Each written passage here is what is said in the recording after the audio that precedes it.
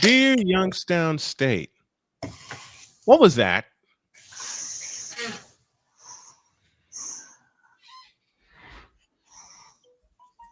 And by the way, what was this Thanksgiving week? As Deet said in pre-show, everything's back to normal. I want to say that about rivalry week in general, because what do you mean I'm a game down? We'll discuss it all when I say, let's go. I can't do it. We'll do it live. Do it live. I'll write it and we'll do it live. Mister, will you please wake up? Wake up, wake up, wake up, wake up.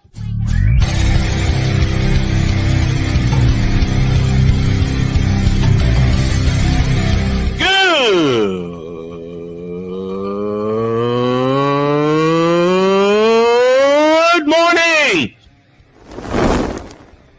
Snowman here to all you Brock Purdy and San Francisco 49er haters. Shut up. I got to thank you, Shane. I mean, whatever happened to the games where breaking 100 points was, I don't know, unusual?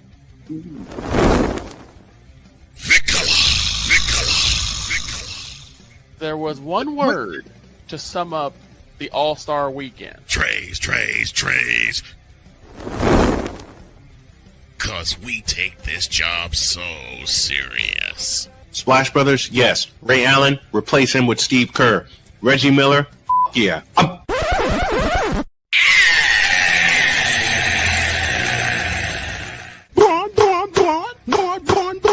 What in the all types of blue hell?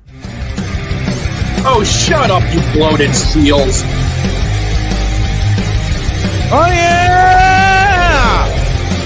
Let's go! Jen, I'll explain the standings in a minute. Boss, kick it.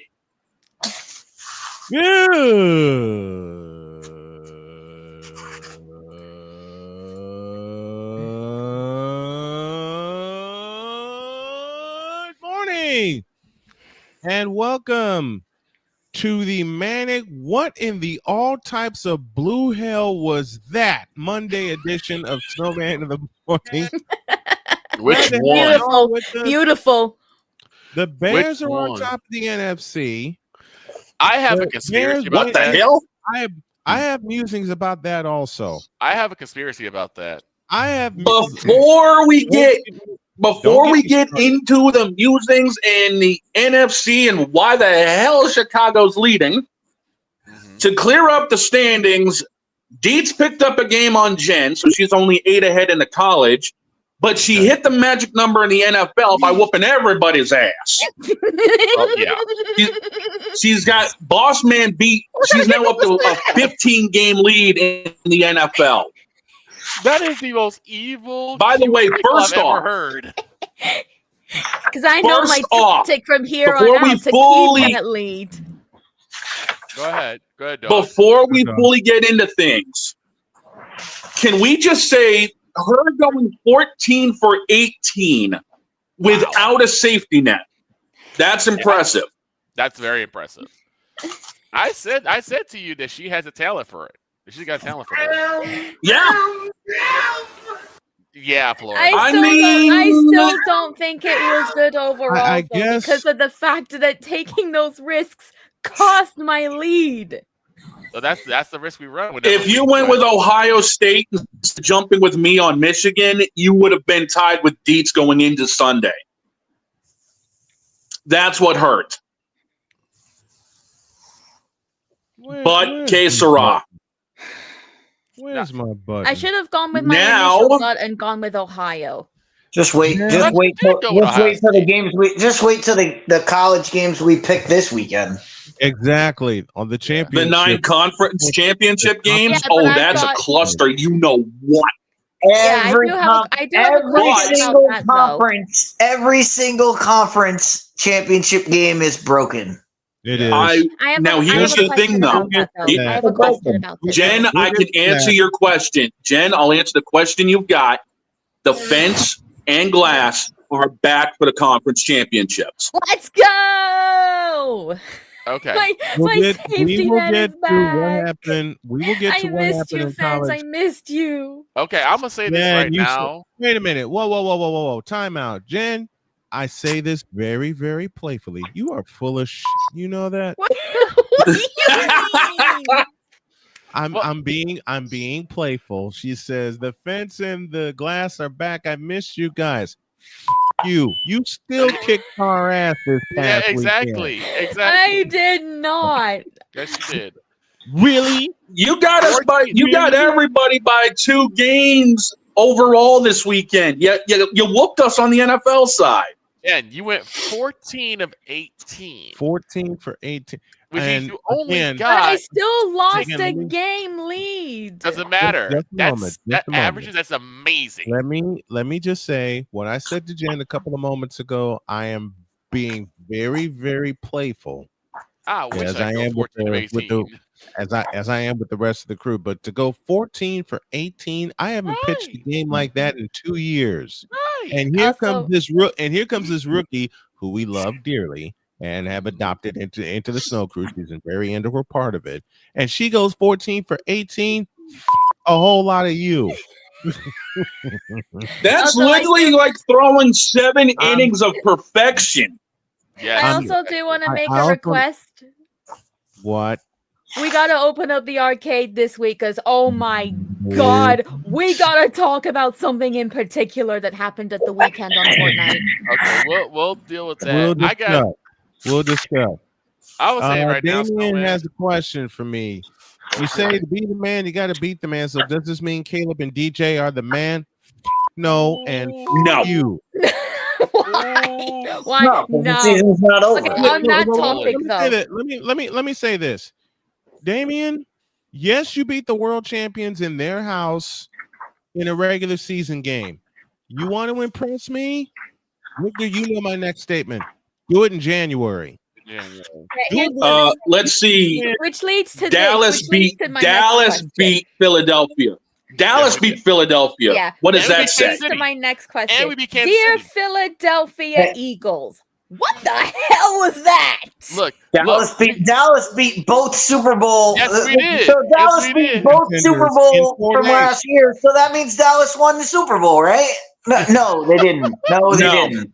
I will say this. No, This they led. I'll say this about the Cowboys. They beat both Super Bowl participants, Yes, we did. and what impressed me the most, and I'm gonna have bile in my mouth when I say this, but let the truth be spoken. They beat them within 4 days of each other. I'm gonna say this. This led to a They beat them hilariously within 4 playful. days of each other. This led to a hilariously playful argument in text between me and Snowman, because I said, I'll never be able to say this again, but to all you Dak Prescott and Dallas Cowboy haters, shut up. And it within And I saw said argument. within I'm not 30 and, seconds. Within 30 seconds, Vic? this fool said, no. I did. But kudos to the Cowboys for beating both the Chiefs and the Eagles within 4 days of each other. I'm going to be totally real. Kudos to the Bears for going into Philadelphia, and we'll start there. Kudos to the Bears for going into Philadelphia, socking them in the mouth, and hitting them with 281 rushing yards. 281 rushing yards. In fact, the Bears had both. I can't pronounce the fellow's name. Kyle Manangai. Thank you. Kyle Manangai. and DeAndre Swift. Yep. Each had 100-yard rushing. Yep. I should have started Manangai in my fantasy lineup. Each of them had 100 yards rushing. And by the way, the set that you see behind me is going to change hopefully tomorrow. Hopefully my new toy gets here and I can switch some things around, especially with my desk. By the way, speaking of toys there, Stimpy, what you mean you got beaks for Dawn? What are you talking about, Willis? I'll tell you in a minute. Bears beat the Eagles 24-15. The Cowboys beat the Chiefs 31-28. That was a good There's game. the case of the blankety blank bleep bleep Cincinnati Bengals. Oh my God! And why did that happen? Went into Baltimore and basically walloped the Ravens out of the playoff, 36-14. And then Who saw that coming? And then Buffalo kicked them right back. And then Buffalo kicked the Ravens right back into the playoff. Yep. And why was that? Why did that all happen? Because yes, Aaron, it is. No, I'm I was gonna say, like, you know, when we made that pick last week when we all swept on the Ravens. Yes.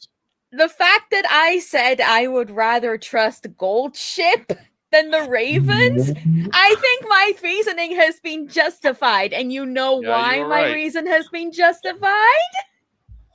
We'll play that later. Because yes, Gold Ship, it is you. Yes. Yes, Gold Ship. It is you. We'll play that later. I don't want to see I don't want to see Gold Ship's face right now because you know why? Because you don't want to get 619 by Gold Ship. Basically, he doesn't want his face kicked in by Gold Ship. It's already been kicked in by Gold Ship. He doesn't want to get He doesn't want to get 619, and he doesn't want to see that corkscrew. What is that? Corkscrew clothesline. Yeah. By the way, the commissioner still needs to make his UMA pick for Tuesday, and so does Vic. The commissioner's sleeping. Yeah, I'm trying to find the commissioner ain't waking up until we get out of here. I'm trying to find this. I'm trying to find the set of ladies right now. It should be pinned in our Discord chat, Vic. Vic, if it's not in the Discord chat, check the Facebook one. I posted it there too. Okay. I can't find either one. Yes, I can. Oh, yes, I can. Jen was looking for this.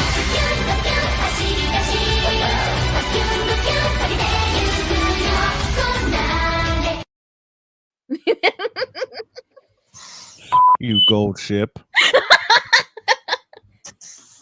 We'll discuss Uma Tuesday. Thank you, Deets, for the name. A little bit later. I still got to get a logo for that. I have one. I don't like it. I'll have to put it. Panthers beating the Rams. If needed, if I can get a bit more Ko-Fi money, I know someone that I could always commission to make us a custom one. Okay. Panthers, Damien says Panthers is beating the Rams is more shocking than the Bengals beating the Ravens. No, it's not. No, it's not. And I'll tell you why. The Ravens are this year. Period. Yeah. I mean, you could I have a theory of my own. If people making excuses about the Ravens having a bad year counts, then me making the proper excuse for the 49ers having as many injuries as they are, and they're still winning, by the way, counts as well. So as I said, to all you Brock Purdy and San Francisco 49er haters, you. I mean, even D-Hen's not saving Baltimore right now. Where I was saying, and why did that happen on Thanksgiving? It got to the point because yes, Lamar, it is you. Because yes, Lamar, it is. And Victor, I hate you. Why? Because you sent me a message while I was at a Thanksgiving party with my folks, saying that particular phrase. Yeah. Yes, Lamar, it is you. And I'm sitting there laughing.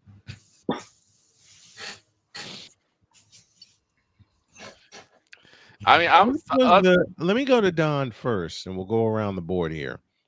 What was the most shocking game that you saw this weekend, NFL or college? Okay. Honestly, probably the Ohio State-Michigan game. It should have been a lot closer than what it was, given the conditions, and given that rivalry with what Michigan's been doing all season.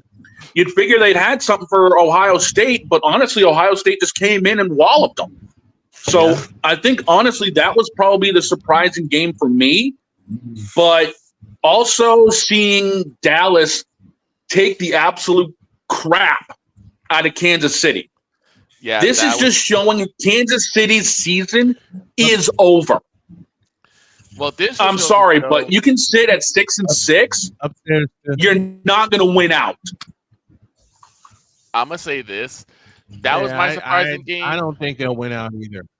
That my surprising game of the season was Dallas, because I told you guys that was a troll game, and it turns out it was a troll game for the Chiefs because the Cowboys somehow were able to came to play. Yes, and, you did. Oh, and guess what? So you live. I mean, this weekend. Here's the thing about that game. Yeah. We all thought it was going to suck because Kansas City would be going in pissed off. Yeah. It turned into one of the best games of the week. It really was. It went down to the wire. Yeah, it did. It went down to the wire. It did. And I have a conspiracy for the Black Friday game. Well, actually, for the Black Friday and the Sunday. It's Black Friday? Because the Black Friday game, the Bears beat the Eagles. And then this past Sunday, the Carolina Panthers, of all teams, beat the Los Angeles Rams. Yes, they did. Which helped the Bears propel them even more to the top seed in the NFC. So which also helped not only the Seahawks but the 49ers. Yep. Because I'm telling you right now, Niners were on a bye this week. Niners were on a bye this week. Yes, they were. But by the way, what season are we living in where we have Eminem show up at a halftime show unexpectedly and then Post Malone headlines Dallas? What season are we living in? I don't know. Deeds, what was the most surprising game you saw this weekend? The most surprising was actually the least surprising thing I think we could all see. The Lane Kiffin era ended in a brawl. Yep. Yeah. That's not surprising. I mean, the Egg Bowl ends with Ole Miss winning and Lane Kiffin saying, "You know what? I'm good. I'm out of here." And that to me is amazing. We will kick off Totally Deeds with that. I'll tell you the most surprising game. Kiffin's getting what, $12 million in LSU? $12 million a year for 7 years. This is why I hate this. Mm-hmm. This is just proof that why I hate politicians. Mm-hmm. The LSU governor in front of the Louisiana State Senate, said, "We're not going to do these big contracts. We're not going to do that. We're going to get the best guy." And you know what you did? You went out and you gave the biggest contract in the history of college football coaching. So everything you said a month ago was a lie and an absolute garbage. The hypocrisy is just real. remember. Hang on. Just remember what Willie Nelson said when it comes to politicians. Don't give them Viagra; they just get taller. Okay, I'm gonna make it. Go ahead. I'm gonna make a joke to Snowman. He's gonna get it immediately. The opposite of pro is con, so that much is clearly seen. So if progress means move forward, then what does Congress mean? Thank you to the late great Nipsey Russell for that limerick. And he did that on one of my favorite game shows. Yep. Note on that later. The most surprising game I saw this weekend was Yale and Youngstown State in an FCS underrated. That was underrated. Youngstown. You probably should have had that as a pick. Youngstown State led at halftime, and I'm not making this up, folks, 35-7. And I'll make a George Carlin reference, and Victor will get this right away. Okay. 399,993. Yep. To 7. to 7. And of course, he was talking about he was doing this reprise act of the 7 dirty words, which we talked about in pre-show. 35-7 at the half. I lay down and take a nap. Even with Ohio State beating the hell out of Michigan, even with the Egg Bowl students beating the hell out of each other, I come back and they're talking about the biggest comeback in FCS playoff history, and my spider senses went completely off because Yale came all the way back and won the game 43-42. Yeah. That's a hell of a second half. Let me repeat myself. I'm gonna get the stats up for that. Oh, by the way, Vic, you were talking about that should have been a pick. We've got all 9 conference championships to pick from for Thursday, and there's a few of them with teams no one's heard of. I'm pretty sure. Yeah, Mountain West being one of them. I'm pretty sure. Yeah, so the conference championship games are going to be very interesting. What did Deets say at the top of the show? We're going to go to break with this, and we'll come back with him. What did Deets say at the top of the show? Every conference championship game is broken. And is broke. Yep. It's broken and sent to hell. Yep. That's where that's what we live for. We'll explain in a deuce. We will definitely explain. I got caffeine in me now, so I can run around here and do. And I'm gonna say one more thing. I thought you guys were playing Indianapolis, not Montreal, because I'm gonna say right now the Colts got screwed. I ain't talking about that. That was bad. I will have this statement and this statement only. The Colts got screwed the entire game against Houston. I still want to know. I would still want to know how that extra point went through. I don't know how it went through.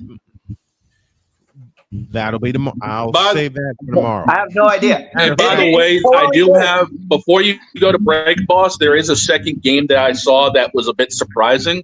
Atlanta and the Jets. Oh, where did that come from? That was a thriller and a half.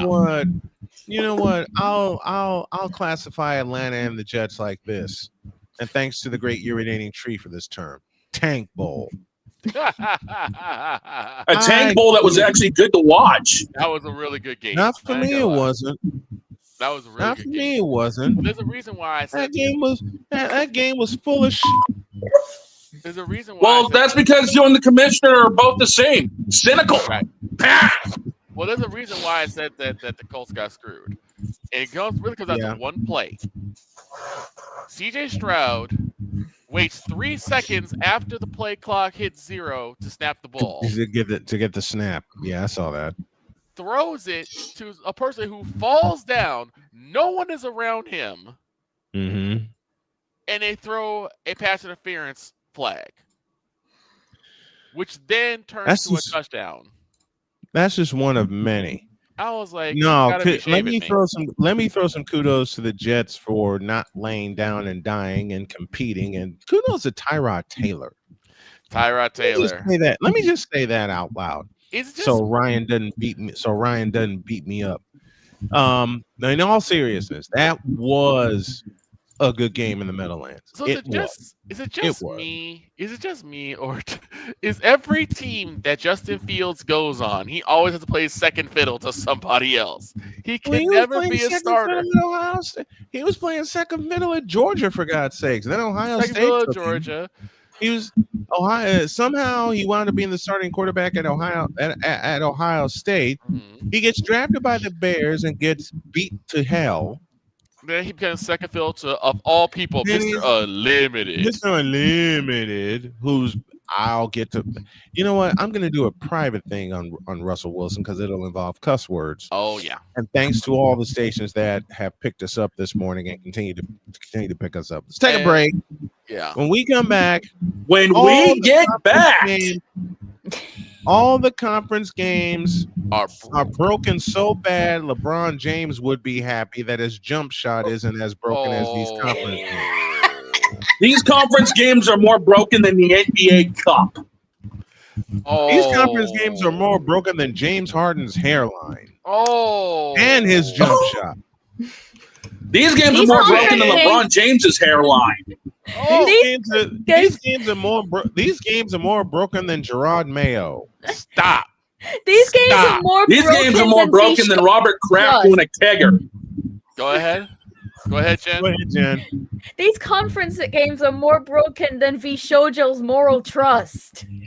Stop. Yow. We get totally teased. We get back. In a deuce. Wait. Time. Halt. He says, hold the phone. Stop. Penalty flag on the field. Timeout. Jen, repeat that statement, please. Timeout, Chicago. These conference games are more broken than V. Shoujo's morality. These conference games are more broken than V. Shoujo on prom night. All right, that's enough. Back in the deuce. Now we're back in the deuce. This is Snowman in the Morning. God!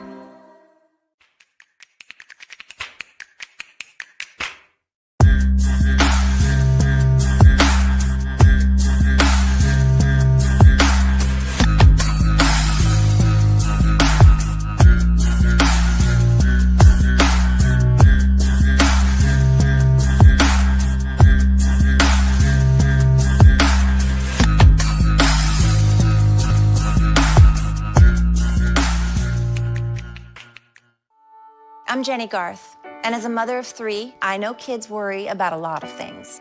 Getting enough food to eat shouldn't be one of them. But here in America, that is a real worry for 1 in 5 children.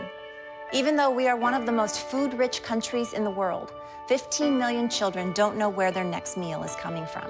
This is unacceptable, and something the Feeding America nationwide network of food banks is working to solve. Instead of accepting that our country lets billions of pounds of surplus food go to waste every year, Feeding America has made it their mission to help families in need by rescuing this food. Through food pantries and meal programs, the nationwide network of food banks provides more than 3 billion meals, serving virtually every community in the United States, including yours. Join me in supporting Feeding America and your local food bank by visiting feedingamerica.org. Together, we can solve hunger. Together, we're Feeding America. My mother was always very familiar with her neighborhood, but one day she stopped at the stop sign for much longer than usual, and she didn't know whether she should go forward or turn, and she wasn't even really sure where she was at. It was very unsettling for her. I felt so much better after my son told me, "Mom, I don't want you to worry or be afraid. I'll be there for you and we'll figure it out." 'Cause we take this job so serious. I don't have a suggestion as to anything but keep the bitch. Keep her.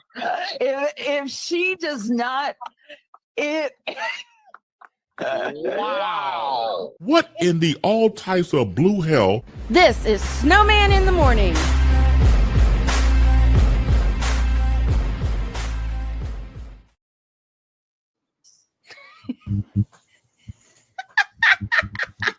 Gotta love Allie pulling that one on us. That line gets me every single dadgum time. And all you see is me at the top just applauding, like, yep, that's how this all starts.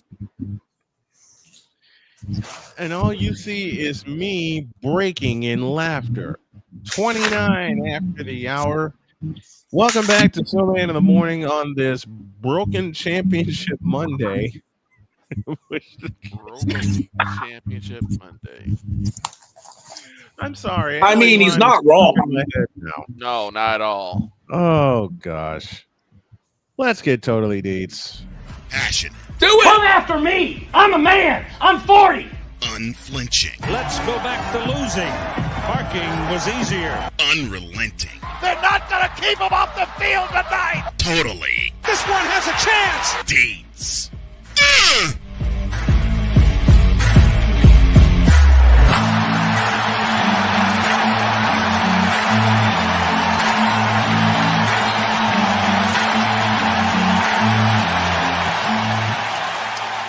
not just a murmur, that's a full-blown fibrillation.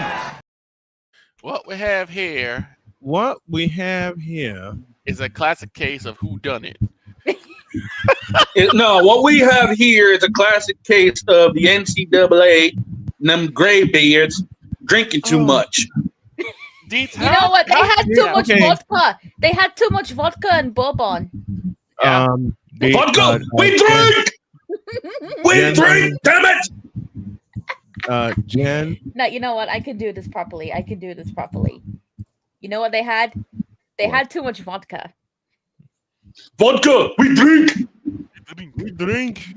Now, okay, Dee had a statement at the top of the show, which totally applies. Every conference championship game, all 9 of them are broken. And I'm going to let Deets have the floor to explain it. Take it. Well, this isn't something that just happened. This has been brewing, and this has been bubbling up for a long time in college football.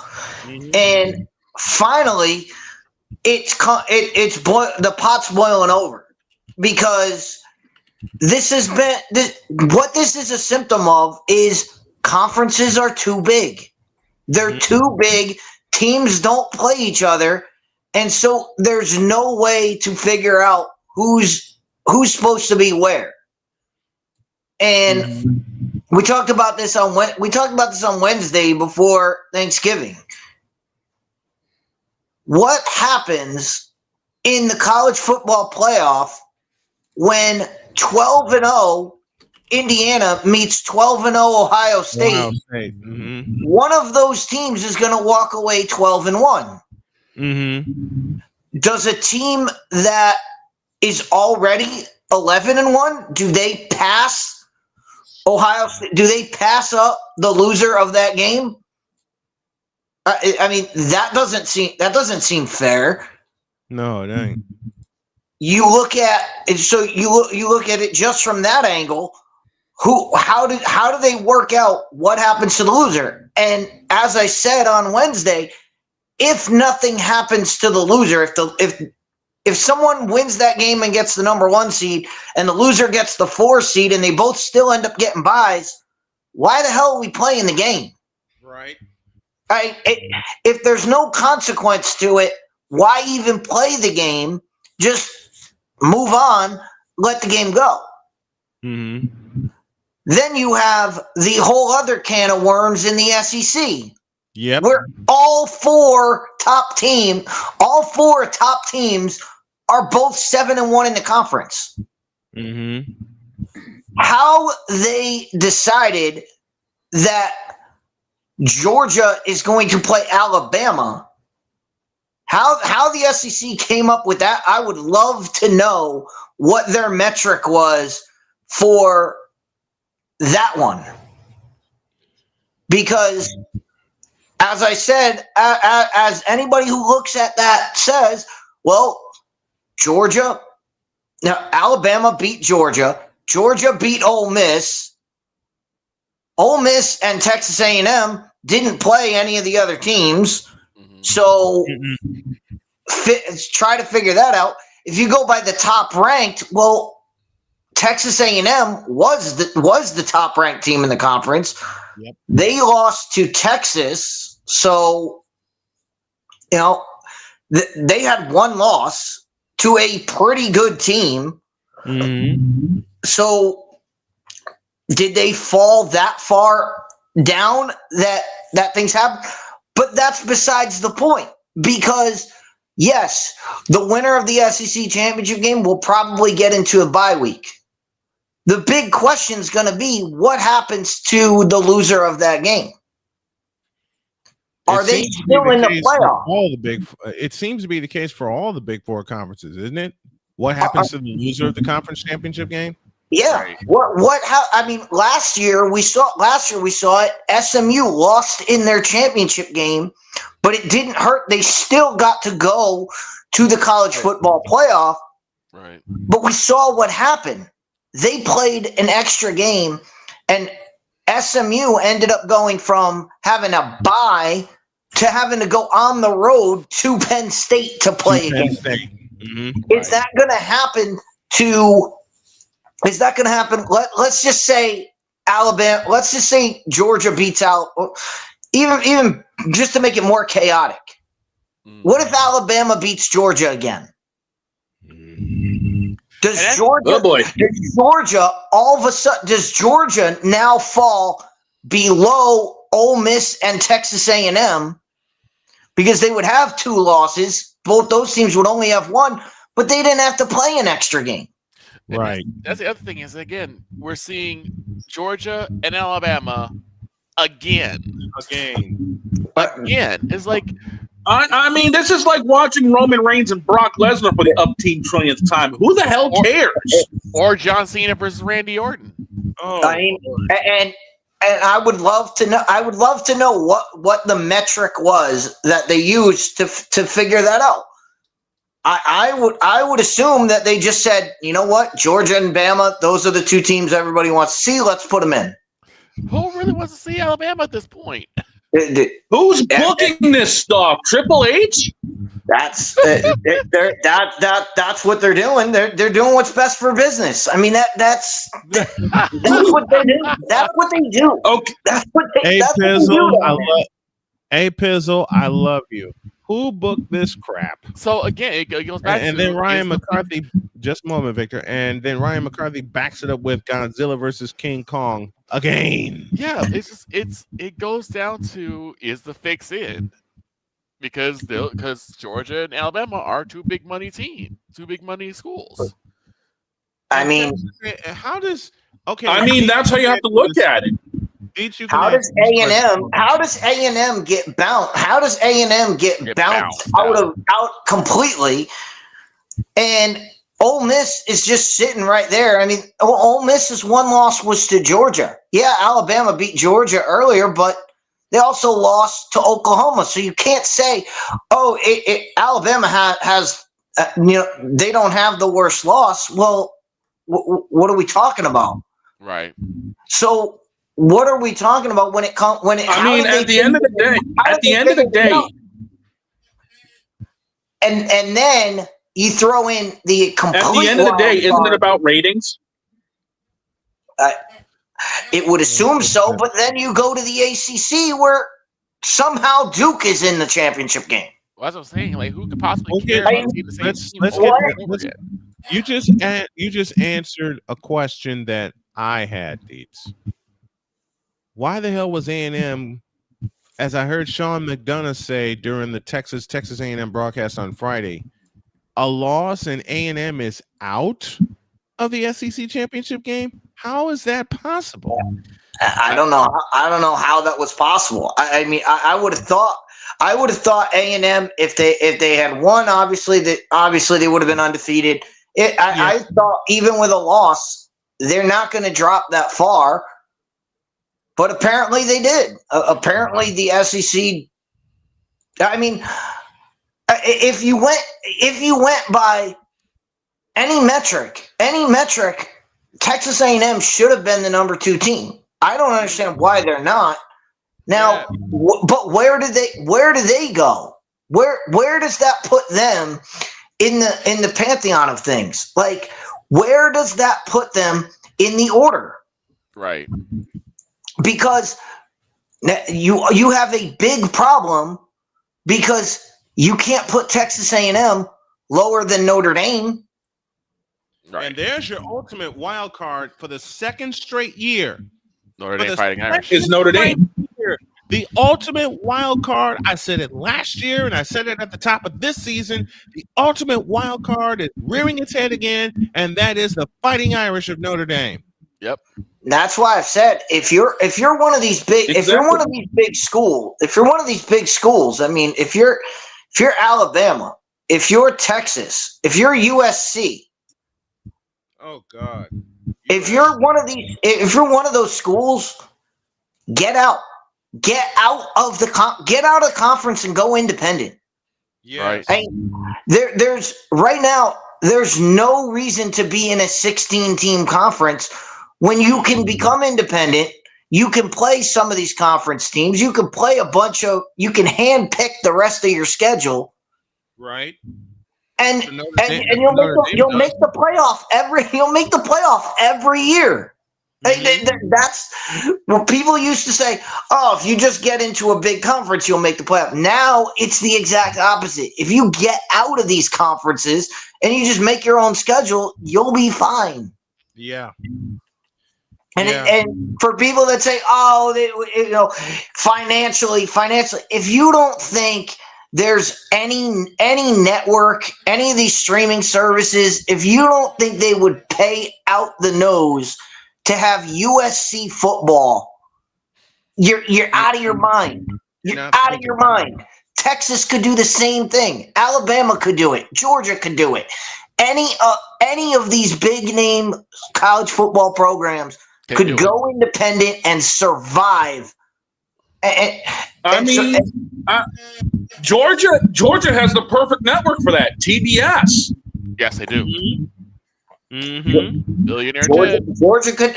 Anybody could. Anyone can. And TBS, which is owned by HBO Max, which.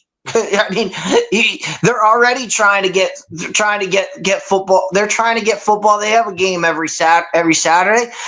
They would pay out the nose to have Georgia football. Yeah. On their network every Saturday, every game exclusive. It would be huge. The question is, would it be the same number that they get from the SEC contract? After the SEC is split up 16 ways, they could get a reasonable contract out of that. And how would that fund the rest of their sports? That's where it would come down. But again, if you want to make the playoff, go independent. Just be independent. Might as well. You don't have to play a championship. You don't even have to play on Championship Saturday. So you get essentially, and if you're worried about a bye week, you get 2 bye weeks right then and there. And then we're into the college football where we're into the playoff, which doesn't start till December 20th. So you basically have a month off. Right. Seriously, Notre Dame is off now, and they're also going to be off next week when Army-Navy plays. They're going to be well rested going into the playoffs. Yep. Right. And they're going to get, which makes them dangerous. And they're going to get a home game. They're going to get a home game. Just like last year, they got a home game. And you know what? You know what's going to happen? I believe this to happen. You know who Notre Dame will face in the first round once again? Indiana. Try me. Oh, yeah. Indiana. Oh God, that would be insane.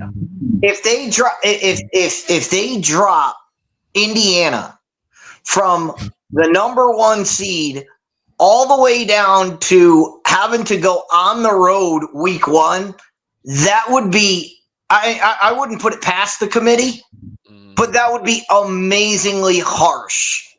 You play an entire undefeated season, and then you lose. And then you lose to the other undefeated team, and then you get dropped that far. And drop 8 spots. Now, here's the problem, though. Here's the boss. Let me from the Indiana standpoint. If you lose to Ohio State, and I'm thinking the way this corrupt, effed up, messed up committee thinks, you lose to Ohio State. They get that blank material, Ohio State. Then they drop Indiana to play Notre Dame. If that were to happen, here's the thing. In Indiana, it would be if Notre Dame, they were setting up a Notre Dame Indiana matchup, Indiana would have to be the home team. They would have to. Here's the thing. Here's the thing about that. You want to know how screwed up that would be? That would be a pure ratings grab by the gray wigs up in the NCAA. That's all it would be. It would. And that's what's dangerous is all the gray wigs at the end of the day are looking at is what can get us ratings. Notre Dame, Indiana would be a bonanza box office to open up the first round. But Think about it. Okay, I asked Chris this question. Okay. Matter of fact, Deech, you posted last year when you said, quote, what if Notre Dame runs the table, goes undefeated, and then your answer was they can do no better than the 5th seed, even though they ran the table, they beat everybody in front of them. So what happened last year? Notre Dame is a lower seed because they lost to Northern Illinois at home, and the Grey Wicks, remember, good God, they have a long history. Right. What do you think the seed for Notre Dame dates will be this year for them? I think they can only go up to 6. I think the highest they can go is 6. That's crazy. I know. But I mean the committee can do whatever they want. Which last year there was a reason for playing these championship games because they said conference champions get buys. So teams were playing to get that bye week. Mm-hmm. But what happened now it don't matter. What happened is Boise State snuck in there and got a bye, and the NCAA said, no, we're not having this. We're not doing this for Boise States of the worlds anymore. We're not doing this. We want the big dogs to have the bye week. And that's why they scrapped it at the end of the at the beginning of this season. That's why they said, oh, it doesn't matter anymore. We're just going to pick the 4 best teams. Well, now you've opened it up to the corruption that Shane's been talking about of, hey, how can we manipulate these matchups? How can we make this work? And it's all sorts of crazy because they want to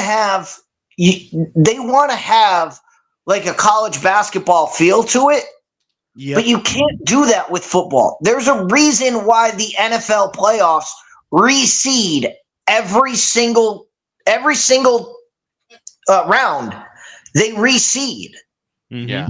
So if you're Ohio State and you get the number 1 seed, you're guaranteed to play the lowest seed that comes out. Yep. That's not how college football wants it to be. They want it to be like college basketball, where if the 12 seed upsets, well, they just move on in the bracket, and you might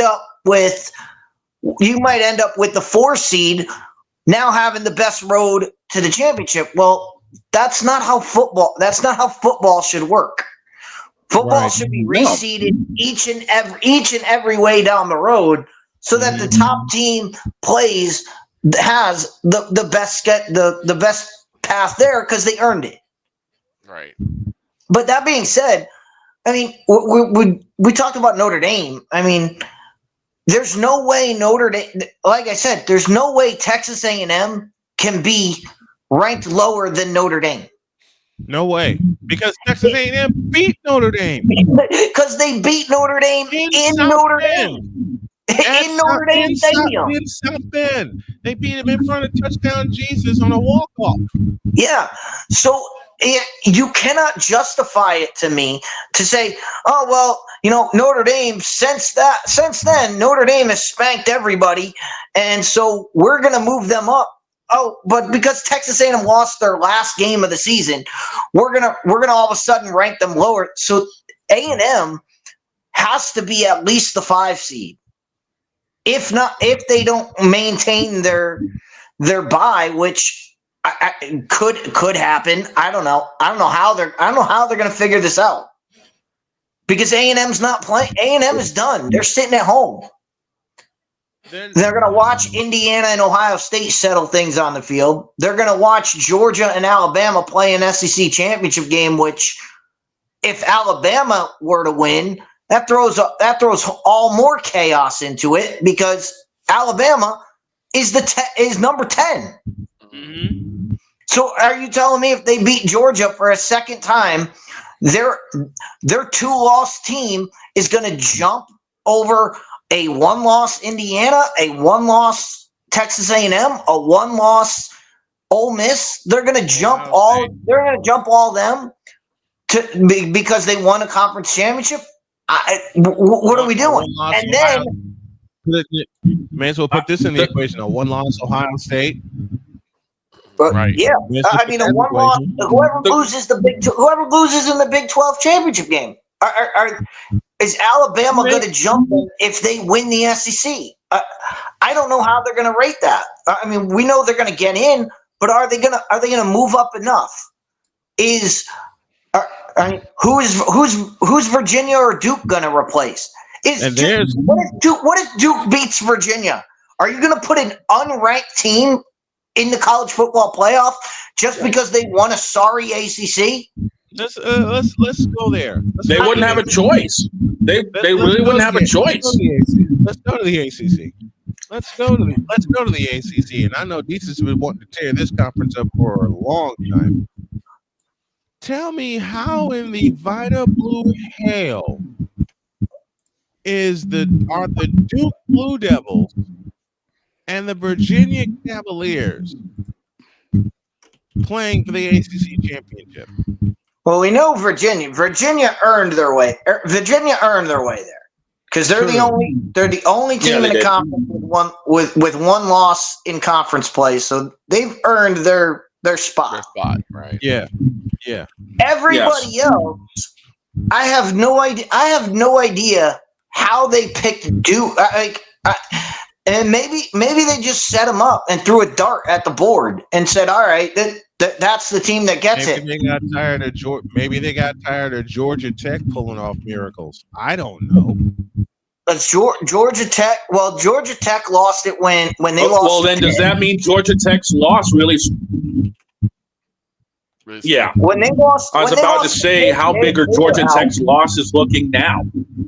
When Miami beat Pitt on Saturday, that threw them in the mix. SMU losing to Cal, that blew everything out. If SMU just took care of business against Cal, they would have been in. But they got a second. But then they get a second loss, so they're lumped in. Then you throw somehow Duke was just still surviving at the bottom, but they're the bottom of the list. I don't understand how they selected them. I would have thought they would go with Miami because who wouldn't want to see the U in a championship game? Who wouldn't want to see the U with a chance with a playoff shot on the line? If the ACC was going to do anything in the playoff, they probably would have needed Georgia Tech or Miami to get in to even have a shot, and they could have. And winning the ACC would put them in. And like Shane said, do they even have a choice? Do they have a choice? Because it's not guaranteed. Hey, you won your conference, you're in. It's not conference is not a guarantee anymore. So if Duke is unranked going into this and they beat Virginia, and would they end up going, even though they're not even one of the top 25 teams they could get in? I mean, the Grey Wigs may not have a choice about it because who else would there to be to represent the ACC? I mean, honestly, it's that bad. McCarthy throws this into the equation. I think Eats just mentioned it. Want to really spice things up? If Duke wins, replace the ACC spot with a group of 4 conference winner. Hi, James Madison. James Madison would get in no matter what. If they win their conference title game, I think they're going to get in no matter what. I believe so. Because to answer Ryan's question, there is a provision that says you have to have the 5th highest ranked conference champion in, which means a group of 5 team is going to get in. And who that team's going to be? It's going to be either James Madison, who could win I think the Sun Belt. Yep, I think so. Yes, and it's either the only other option would be the American Athletic Conference, which is a mess altogether because you have North Texas, Tulane, and Navy all finishing 7-1, and somehow Navy got left out of this. How? And you could say, oh, because they lost to North Texas, so North Texas would be higher. I don't see why that's not why they don't have a rematch going on. I don't know how Tulane got in over Navy. I don't see it on Tulane's schedule. But I don't know where they picked it. It's again, like they threw names at a dartboard and said, hey, let's just go with these guys. How did Navy get left out of one word, ratings. How did Navy? I'm going to say it's ratings.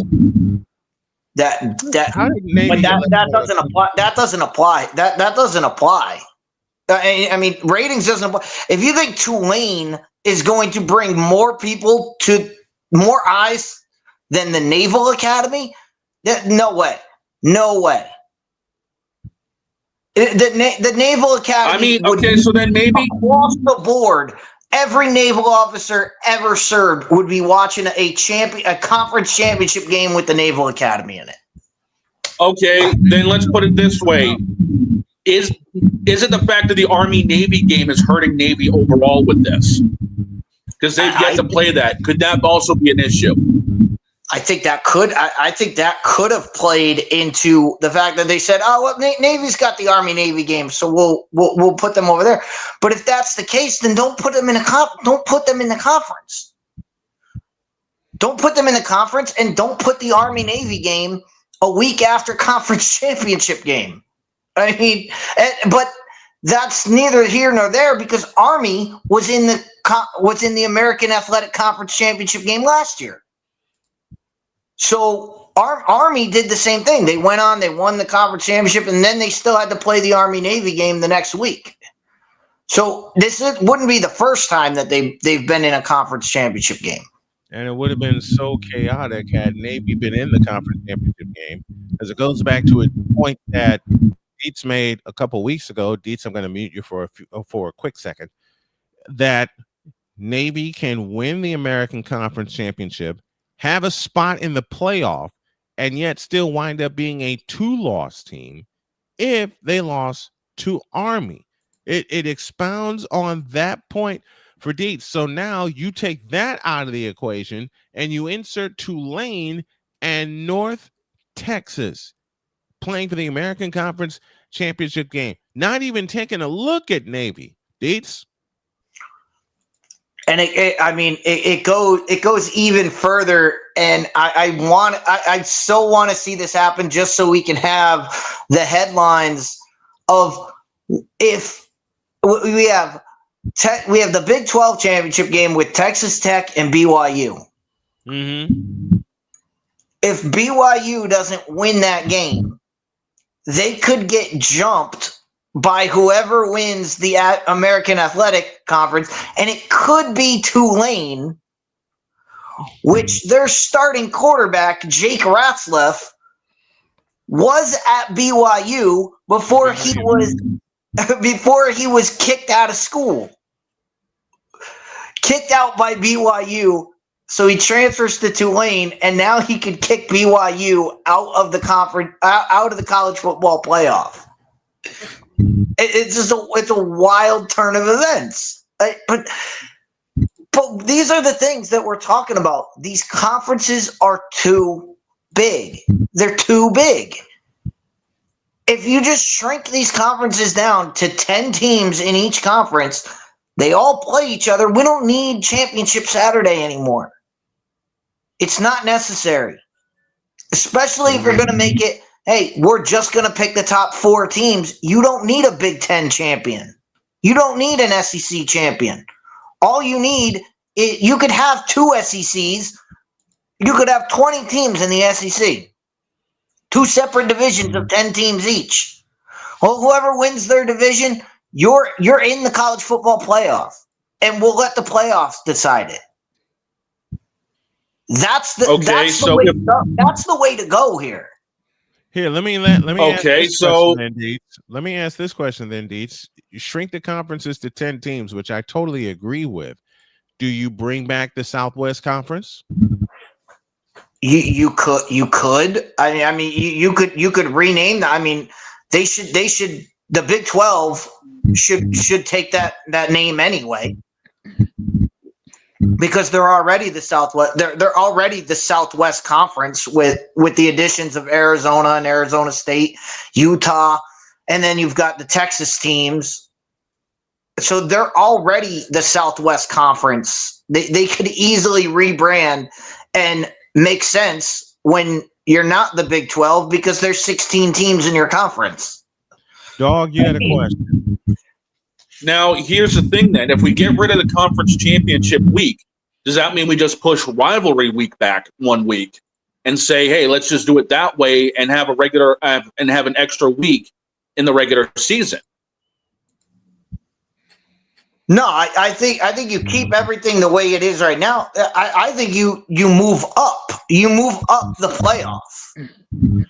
If you get rid of the conference championship week, you could move. You could be playing Army Navy this week, and have the first round of the playoff next week. You know, not this weekend, but the following weekend. You could have that be the first round of the playoff. You could move the playoff. It doesn't have to go till December 20th. It could be right then and there. You don't have this extra game, so the teams don't need time to recover. So you basically you're basically taking the conference championship and saying, instead of that, we're going to do the first round of the playoff. And that way, because if you make it 10 teams, if every conference has 10 teams in it, 9 games are against your conference or division rivals, and it's settled on the field. We already seen the games. We've already seen every team play each other. If teams are tied, we can go to head-to-head matchups. We don't have this situation where, Georgia played Alabama, Georgia played Ole Miss, but they didn't play Texas A&M. No, they would have played everybody, and we would have been able to sort it out that way. And, tiebreakers, you can always go down the line, but that would be the first immediate tiebreaker. Everyone has a head-to-head matchup, so it would work out more times than not. But the way we do it now, 16 teams, there's no way 16 teams can play each other. It's impossible. That was the whole point in the SEC starting the conference championship. They started it because they had to break into divisions and they wanted their 2 divisions to play each other. But the divisions always played each and every team, and the winner of the divisions, 2 division winners met. But now with 16 teams, you cannot do that. The way college football is set up, you can't do it by division anymore. You either have to shrink the conferences or make them all the same, all 20 with 20 teams, so that everybody's playing the same amount of games. It's the only way to do it. Welcome some people in the Fanatics feedback zone. Napoleon Jonomite is here. A Pizzle is here. CW Boo 24. A man Sick Diggy from Norway. A Pizzle in the house, along with Ryan McCoffey, Napoleon again. Andy Dandy Lover 67 made a music request of me.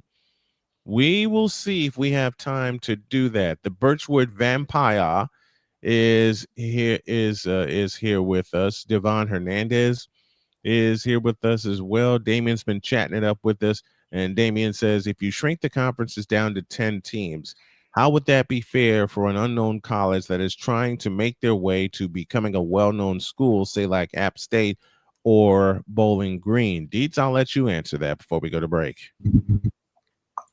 It makes it much easier. It makes it easier for them. If they're in one of these already designed divisions, they can.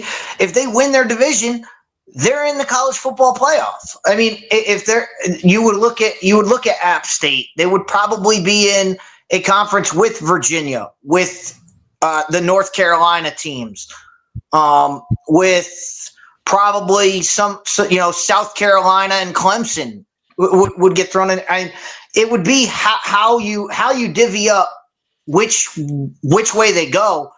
That would be the NCAA figuring this thing out, but it wouldn't hurt them. It would actually help them.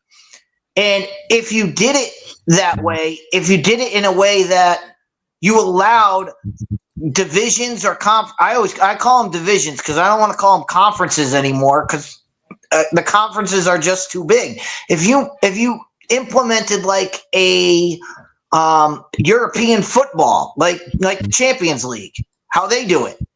If your team is garbage and doesn't win a game, well, you're no longer in. We're going to pick from one of these teams that doesn't have a chance. We're going to bring them up in a couple. We'll bring them up for a couple years, see how they do, and then reevaluate it later. That's the fair way to do it. Yeah. But the NCAA is not about being fair. The NCAA is about what can we do to make the most money. But right now, I think they're hurting themselves by doing this. They're hurting themselves, and the coverage of this it's going to be slanted in the direction of this is the greatest thing that's ever happened. Yep. We saw last year. Disaster to college football. We saw last year because it was unfair when they expanded it, and they expanded it to 12 teams. 4 teams got a bye, and all 4 teams that got a bye got their ass kicked. So yeah, there's more to this, and throughout the course of the week, we'll have Deets on board to help break this down and repair the doggone thing. Coming up next, the team that just will not go away. And Cleveland found out the hard way. Second hour, Snowman in the Morning, introduce. This is Snowman in the Morning. Drew Willingham. In this case, yeah, you put the blame on Kyle Shanahan for apparently not preparing the team enough for the overtime rules, supposedly. Cole Johnson. Peyton was considered the winner, and he was the darling of all darlings for Gerald. With a special appearance by Tyrone Alizé McDummy. Ain't nobody calling me. Text delete. Join these 2 football enthusiasts as they give you Total Football Talk. Live every Monday at 4 p.m. Eastern, 3 p.m. Central on the Sertoba Media and the Comey Media YouTube channels.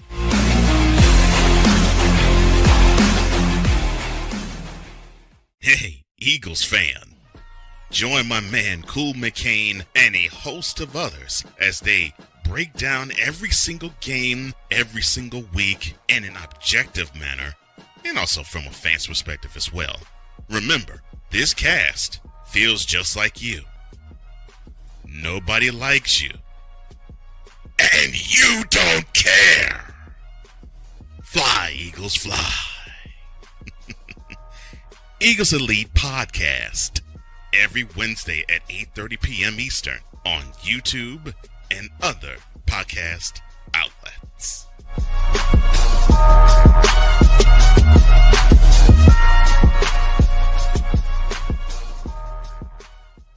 From the hills of Santa Clara to the legacy of the stick, this is where red runs deep and greatness wears gold.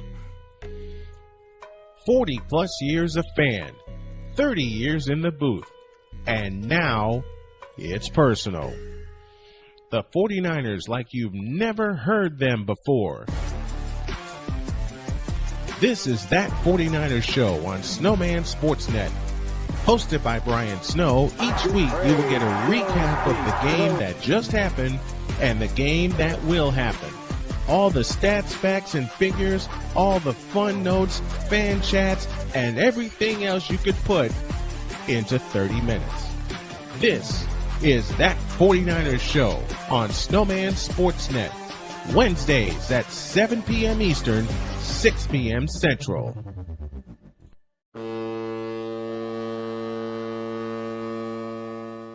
Cause we take this job so serious. What are we doing? What in the all types of blue hell? This is Snowman in the Morning.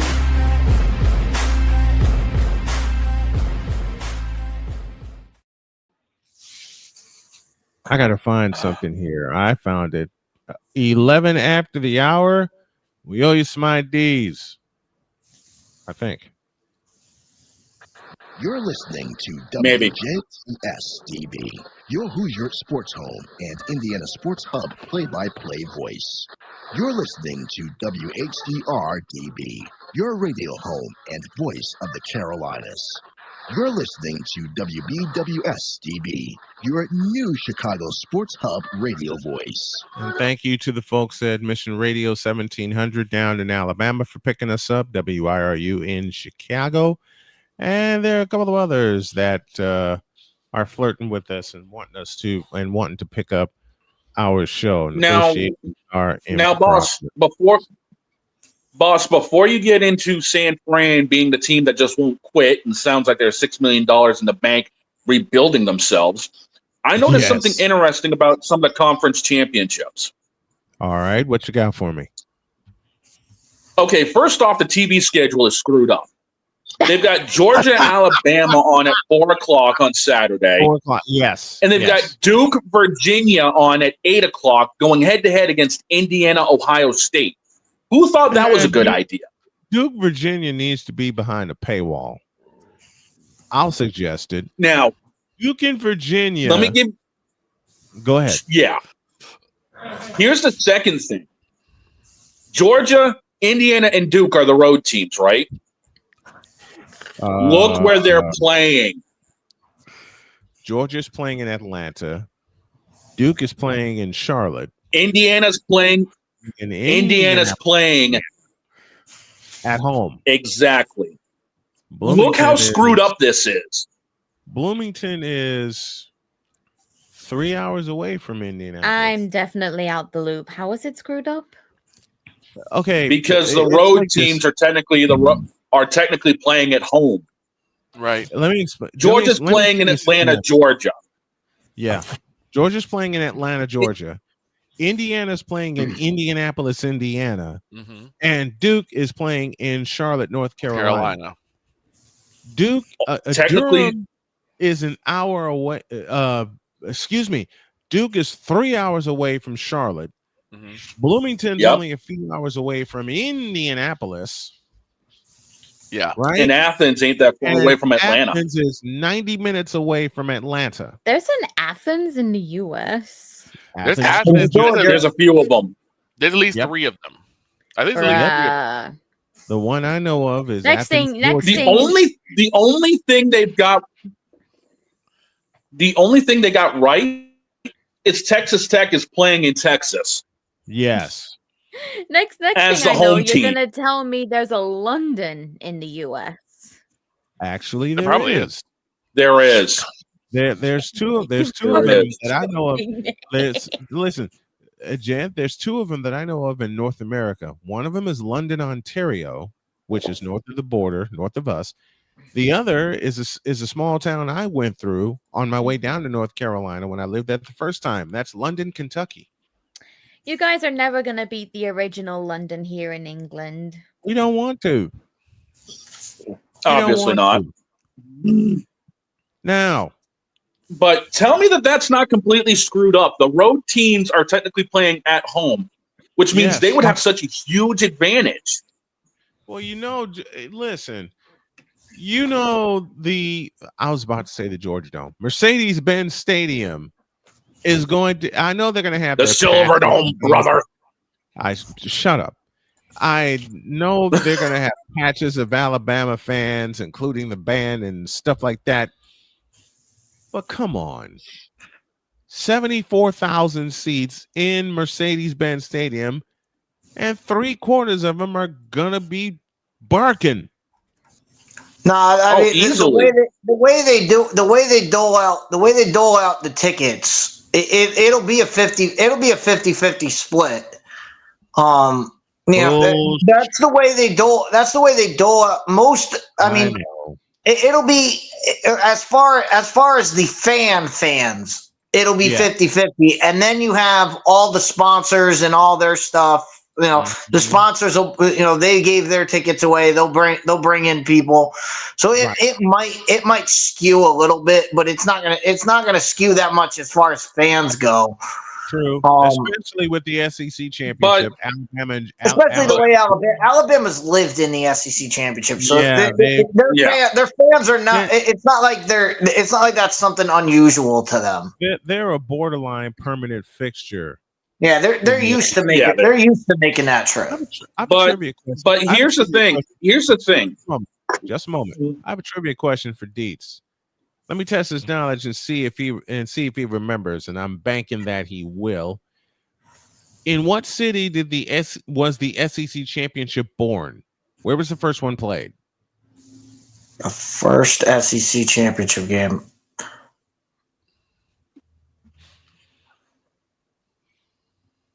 I want to say Louisiana. Not even close. It must have been in Florida. It must have been in Florida. I know it was Florida and Alabama. Ryan just got the question. It was a city that is both in the U.S. and in England, Birmingham, Alabama, Legion Field. They turned Legion Field into a party zone because I watched the first SEC championship game. They turned Legion Field into a party zone. Speaking of championship games, that was Alabama and Florida. Speaking of championship, you know something? I have to do something important. While I pull this up, I have a championship game Victor will be interested in. Oh, yeah, you're gonna love this one.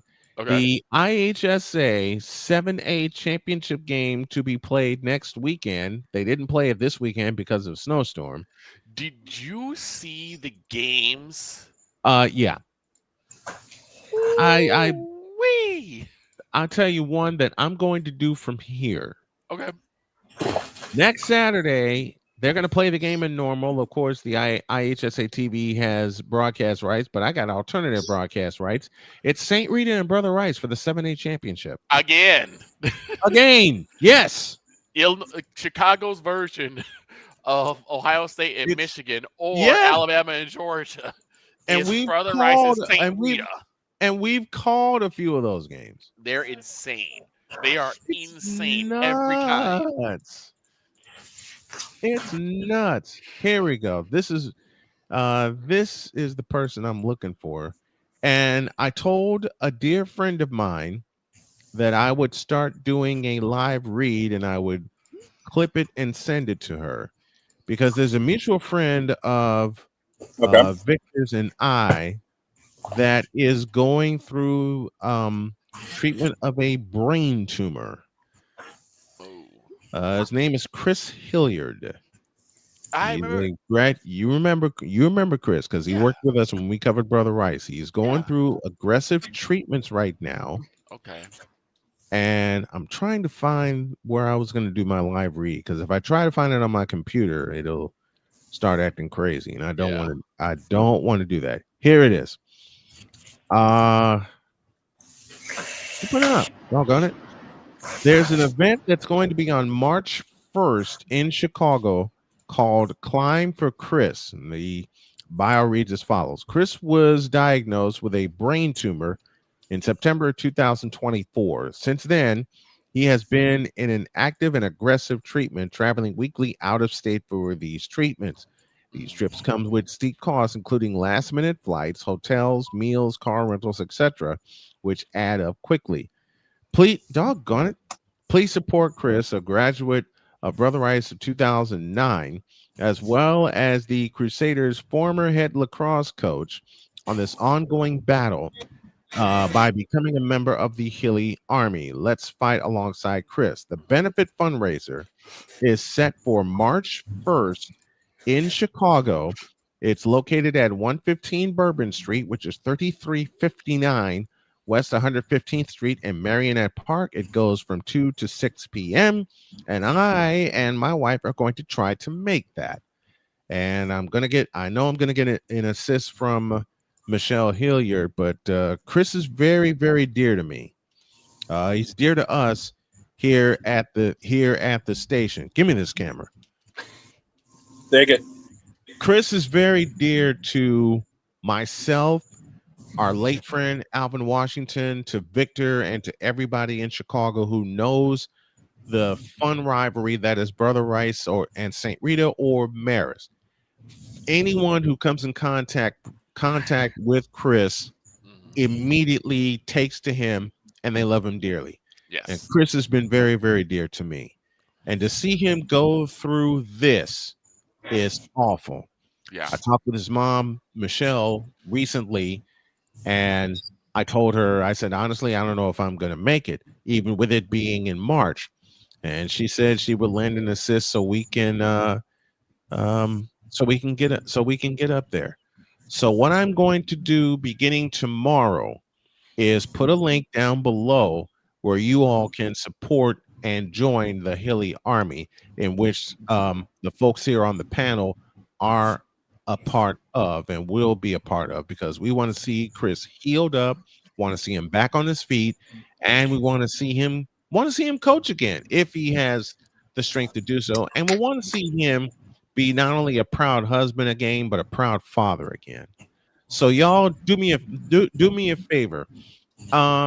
Like I said, I'm gonna put the link up tomorrow, but if you want information, reach out to me. All right. Like I said, I didn't get time to put the graphic into the truck. I'll do that tomorrow as well. But we want to help Chris Hilliard. Okay. Again, Chris Hilliard, very, very dear to us.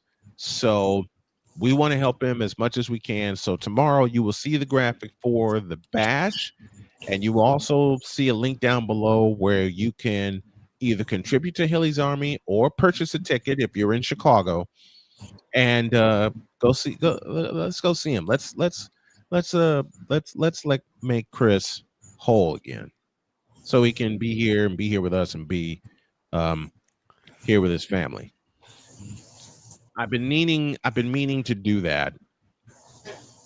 And I'll tell you what, Chris is, I say this very playfully, Chris is crazy because he always had us laughing. Yes, saying something, and Damien with the prayer emojis. Thank you, Damien.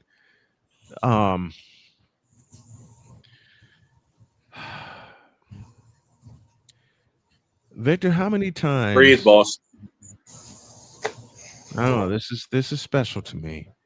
Victor, how many times were we in the we get it. Were we in the? How many times were we in the Crusader Coliseum with the Crusader crazies acting a fool? I mean, the two moments that I still remember. Yeah. They do both. Well, one is the football part, one is the basketball part. So the football one was one of my first games that I did at the Coliseum, and they had brought in extra bleachers. Yeah. And I was like, why are we extra bleachers? Because one, it was raining, and two, it was cold. So I'm like, it was a playoff game, 2005, and they were playing the number one team in the state in Lincoln Way East. And I'm like, okay, I don't think they're going to be able to sell this out because it's too cold. Within 15 minutes, I looked at Snowman and said, Snowman, full. And that was one of the first times I uttered the words, holy catfish. Yes. We were not on the air at the time, but that was one of the first times I uttered the words, holy catfish. And like I said, the second one was a basketball one. This was our first City Square Bridge showdown. It was the Brian Harrigan show. Yeah, it was Brother Rice, and I think it was Aurora. It was St. Joseph. St. Joseph. So it was Brother Rice, St. Joseph, and then Aurora shows up for the second game because there's two games. There's one city and one suburban game. Mm-hmm. So the Crazies and St. Joe are going at each other, hurling insults. And then all of a sudden, Aurora's like, we're here too. And everyone says, shut the blank up. They ran the other team out of the building. They ran them out of the building. They ran him out of, and that game was played at the UIC Pavilion. No, that was played at Northwestern. That played in Evanston. No, that was at UIC. 2005. 2005. 05. Yeah, 05 was. Yep, 2005. It was supposed to be played at Northwestern. So I think maybe it was before that I'm thinking of. There was a scheduling conflict. Yeah. So they quickly moved the game to UIC, downtown Chicago. And we say hi to Chris, give him a hug. He's razzing us while we're getting set up and everything. Bobby Frazier, another dear friend of us and a Brother Rice graduate, was supposed to play that game. Unfortunately, he didn't because of a back injury. Yep. Chris walked by me and he said, a Harrigan will show up. And walked off. It was one of the Harrigans. I said, what? And then Snowman does the post-game shows for all the games. Which I will start doing again soon. This man snuck off to get pizza. I sure did. And left me and Derek to do the post-game show. I did. And I was like, I've never done a post-game interview before. We had to bring the coach over. Yep. So and the coach at the time was Pat Richardson. And I'm like, well, where's Brian to do the interview? Because we're not. I was stuffing my face. So he went. So we had to do it, and I basically just started asking questions about the Harrigans and then Adam Gregorio, who really came alive in that game. Adam Gregorio. God, I remember. So we come back, and Snowman comes back, sauce all over his side of his face. I was a mess. He said, "What happened?" And we're like, "Shut up." Him and Victor and Derek looked at me and they were, you know what? If Derek could throw daggers from his eyes, he would have. 27 after the hour. And we're not going to take a break. We're just going to go right into what we need to go into, if I can find it. We have to go down to North Carolina. Yes, we do.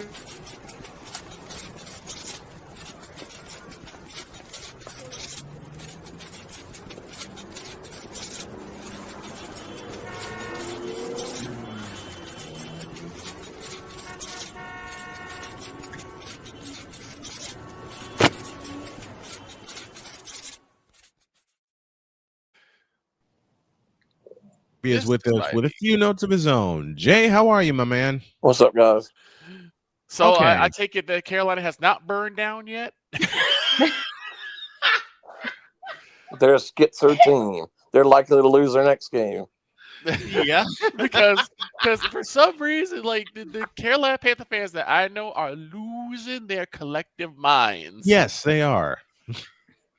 Well, they have their off this coming week, which they have the latest bye of any team in the NFL. One of the latest. This is the latest bye week this coming weekend, and then they're likely to come forward and lose again. Fall flat on their faces the next time they play again. That's how they are. Because I was like, they've been that way for a long time. I saw a conspiracy between go ahead, Victor, between the Panthers and the Bears, because the Panthers just do everything to help the Bears.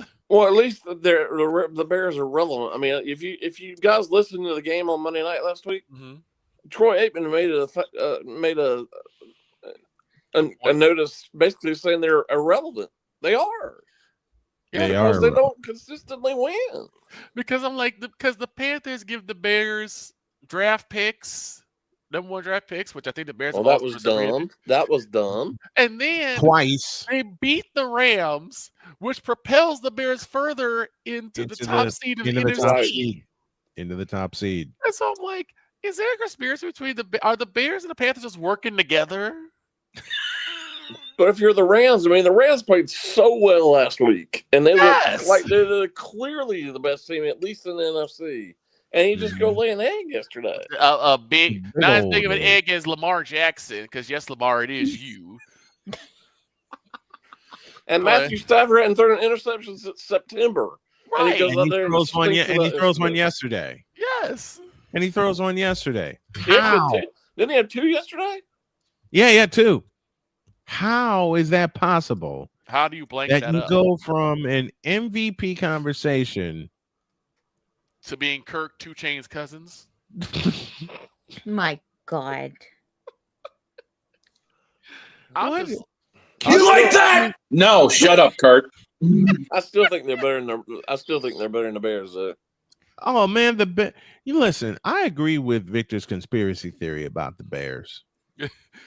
I have two of them of my own. First of all, I think Caleb Williams listens to this program in secret. I've been saying that.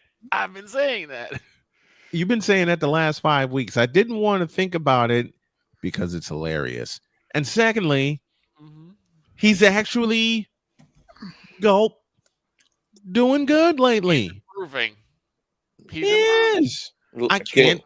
Can you not give a little bit of dap up to his head coach, who seems to have done a good job?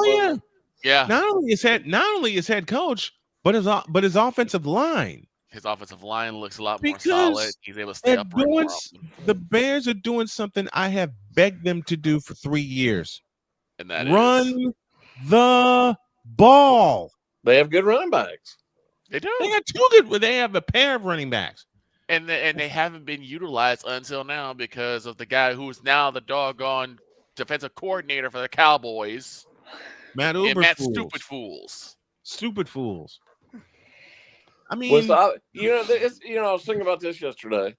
There's just a case where I'm not talking about just Eberflus, but they're like Robert Saleh too, where you're a good coordinator, but you may not be a good coach. True. Right. Right. Robert Saleh's doing a great job with the Niners. Eric Bieniemy, anybody? He's where Saleh is where he belongs. And Eberflus is doing a really good job with the Cowboys. I hate the Cowboys, but he's doing a good job. I'll say Eric Bieniemy, everybody. Again, y'all know I said this for a long time. All those people that whined that he wasn't getting a head coaching job somewhere. How's that working out now? Exactly. And Andy Reid was and is still the offensive coordinator with the Chiefs. Yeah. He's always been the OC. Yes, he has. He's always been the OC. Come on, now. Anybody who believes he did that. Anybody who believes that Eric Bieniemy called one play while he was with Kansas City is stupid. And where is Eric Bieniemy right now? He's like somewhere. Is he in college? Lost somewhere. Is he doing a college team? Yeah, he is. But I mean, he's languishing. Languishing badly. He's languishing. He's like in hiding somewhere. David is wrong for this. But there were a lot of people who said he should have gotten the head coach job. Yeah, I remember that. There was a big contention of having Eric Bieniemy be a head coach somewhere. I think at one point he was going to be a head coach. It was that way for 2 years. If y'all remember back to his Colorado days, he's got a lot of skeletons in his closet. Yeah, and that's part of the reason why he's not a coach. Yeah, that's part of the reason why.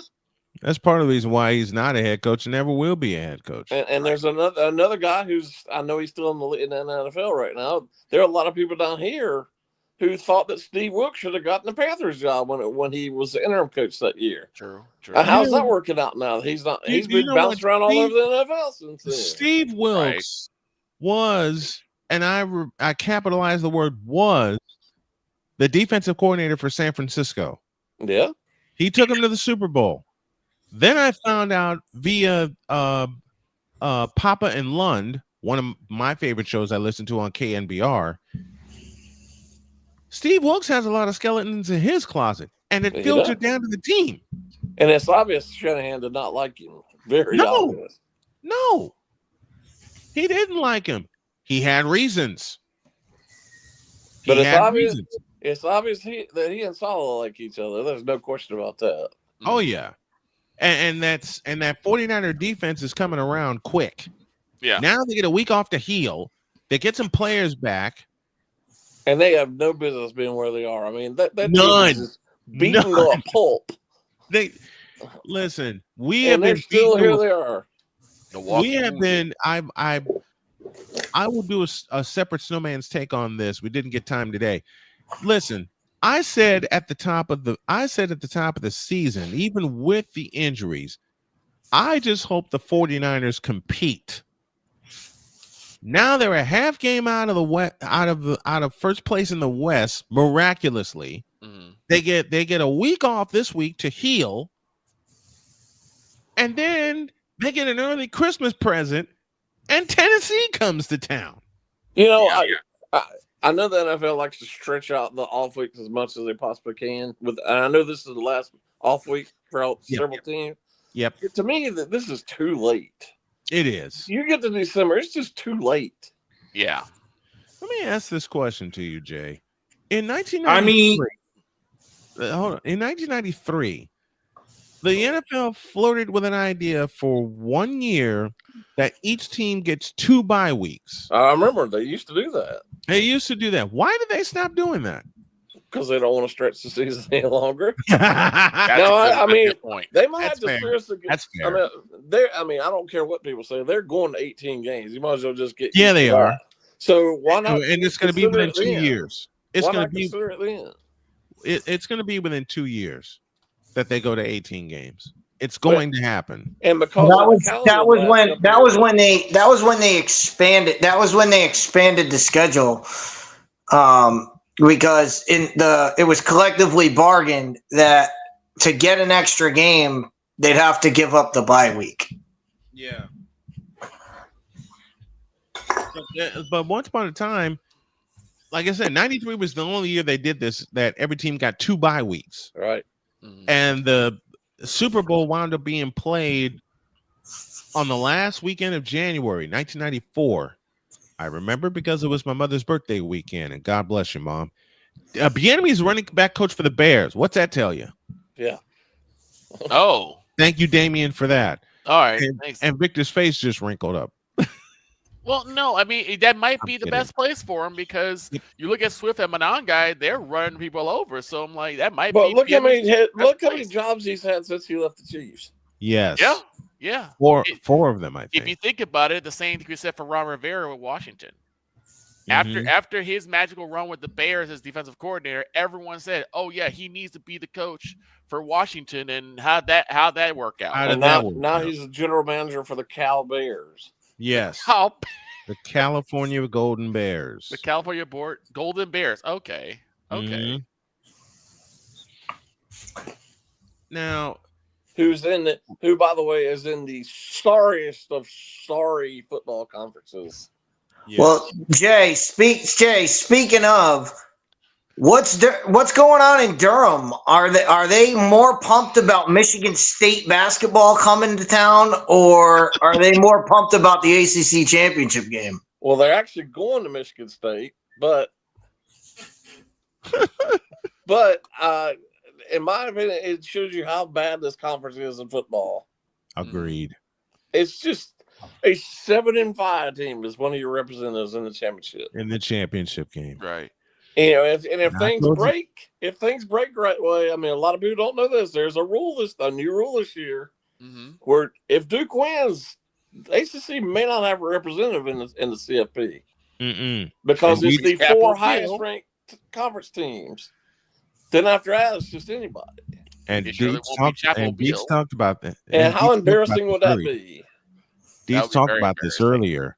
About there may not be a representative in the CFP from the ACC. I think that would be hilarious. I'd laugh my head off. Because Jim Phillips, who's the commissioner of the conference, whined and complained and actually got his wish last year to get 2 teams in, and they stunk up the field. They stunk up the joint. The wine and cheese crow. So now the best team in the conference, I know they stumble. The best team is Miami. There's no question about that. But it looks like they have no chance, and nor should they in this conference.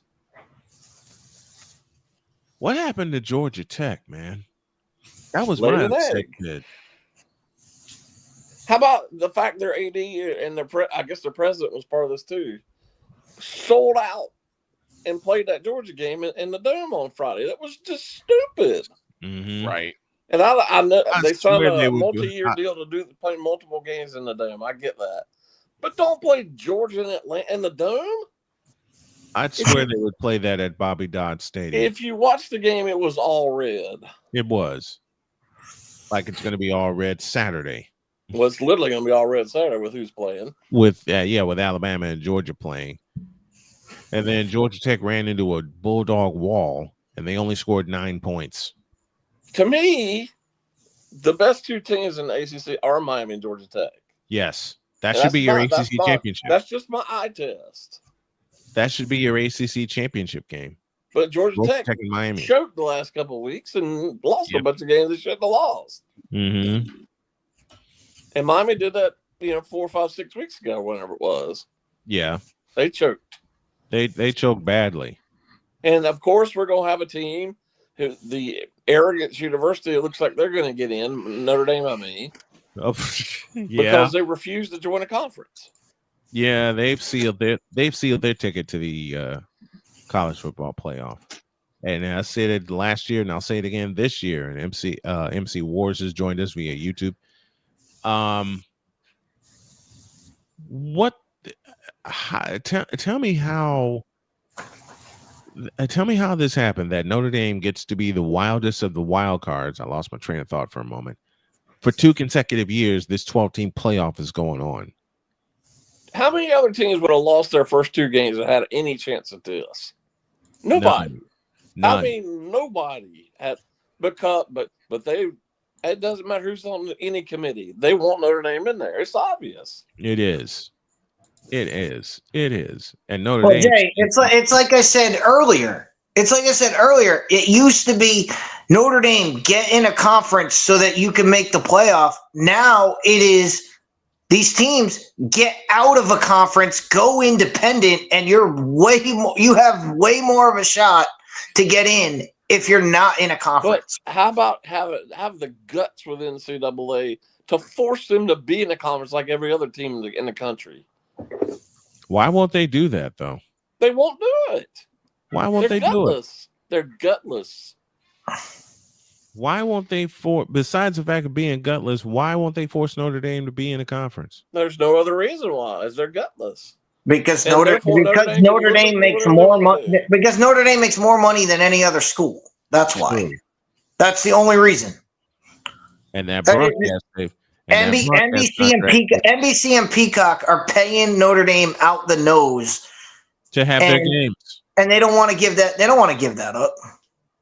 Well, how bad do you look if you're the ACC and allow them to schedule 5 games within your conference and refuse to put them and refuse to join their conference? Yeah, that's what Notre Dame has done. If I were the ACC, I don't care whether it be Swofford who did this stupid deal or Jim Phillips. You either join our conference and play 8 or 9 or now 9 games starting next year, or you leave. But we're not doing this halfway stuff.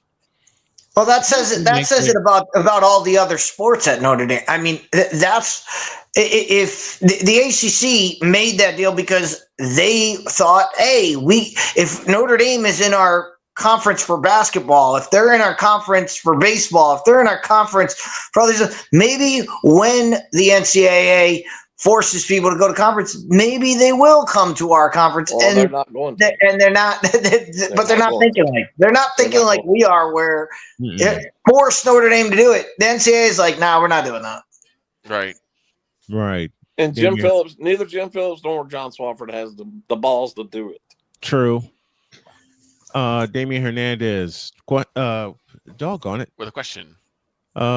Yes. If Ohio State wins the championship back-to-back, is Ryan Day fit for an NFL job? If not, what would it take for him to be in the NFL? I don't think he wants to.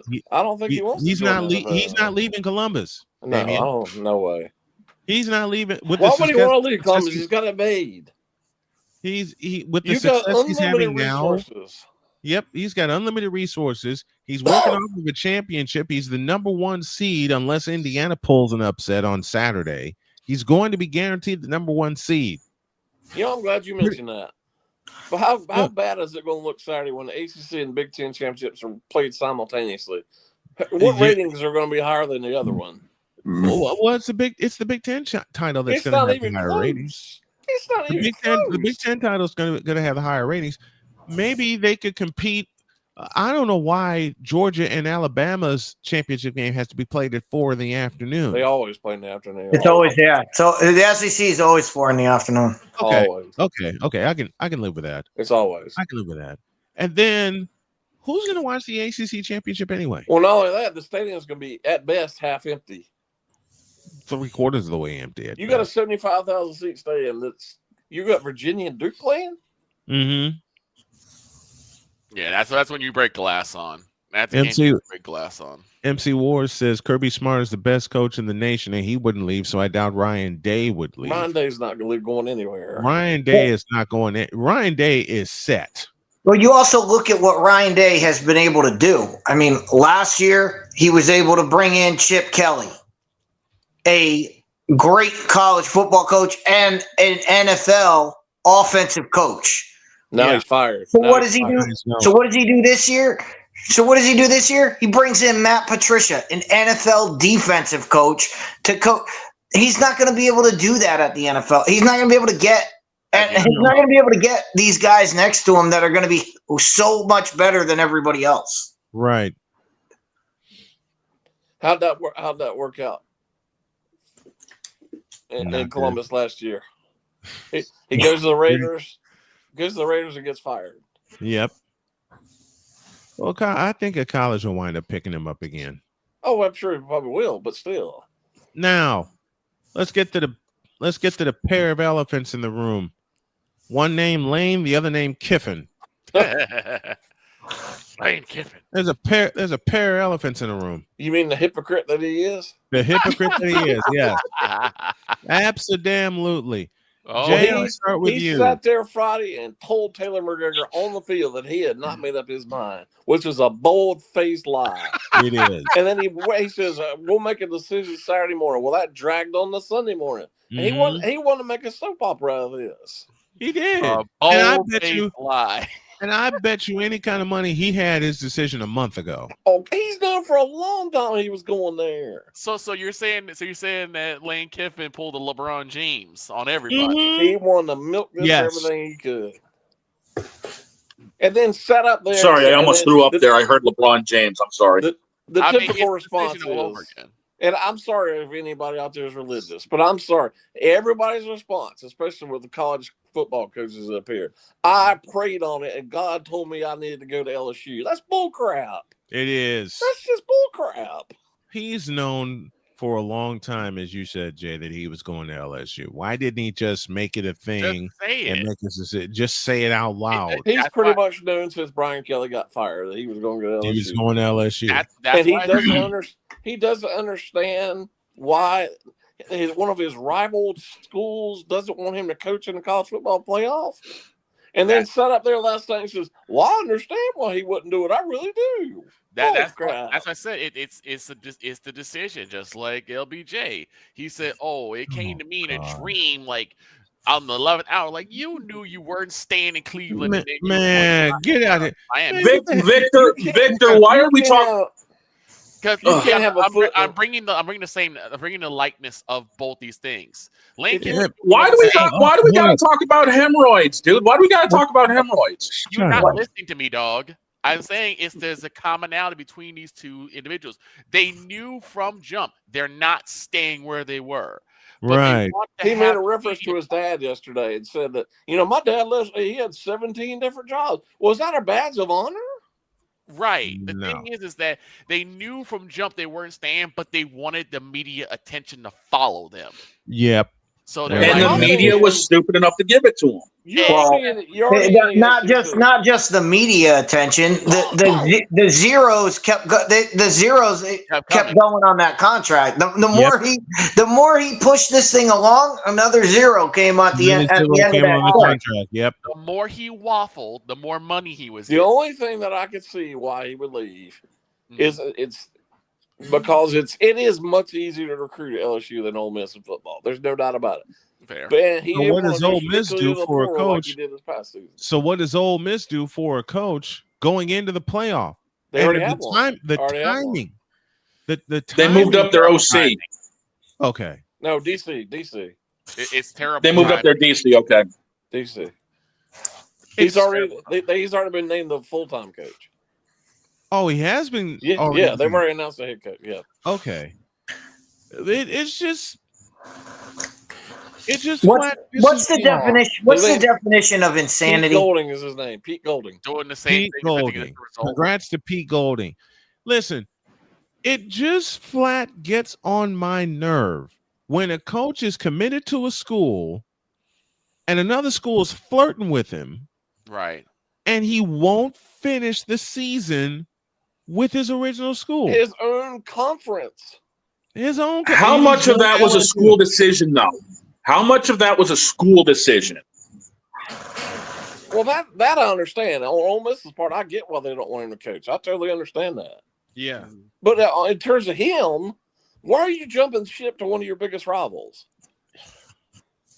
Because they're paying him. Because they're paying him a lot of money. I looked Saturday night when this was pretty obvious this is going to happen. I looked. Guess where LSU plays next year? Ole Miss. In Oxford, Mississippi. In Oxford. Oh boy, that place will be shower garbage. If y'all remember when he bolted Tennessee, when Ole Miss coached here a couple of years ago in Knoxville, they threw golf balls at him. If you remember. Yes, I remember. What do you think is going to happen next year in Oxford? They're going to throw garbage cans at him. They might. I think he's a great guy. I really do think he's a really good coach. But the stuff he does, it just boggles my mind. It makes him unlikely. This is one of them. Like that. This is makes him untrustworthy, to be honest. Yeah, it does. It makes him untrustworthy. Times 2. What? I mean, how long is he going to be at LSU before he jumps ship to another job? Right. How long? It depends on how big the paycheck is.